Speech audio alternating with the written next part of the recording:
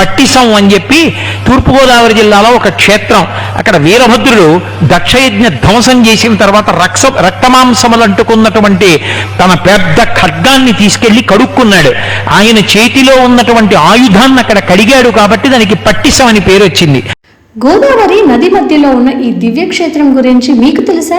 ఇదే పట్టిసీమ శ్రీ వీరభద్రస్వామి ఆలయం.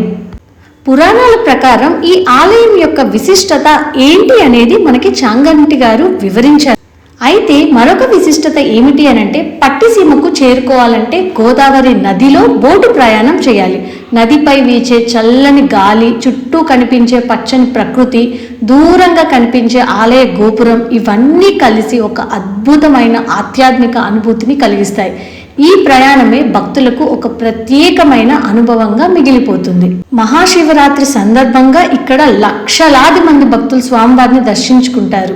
కార్తీక మాసం, శ్రావణ మాసం, ఇతర ముఖ్యమైన పర్వదినాల్లో ప్రత్యేక పూజలు, అభిషేకాలు, ఉత్సవాలు ఎంతో వైభవంగా నిర్వహిస్తారు.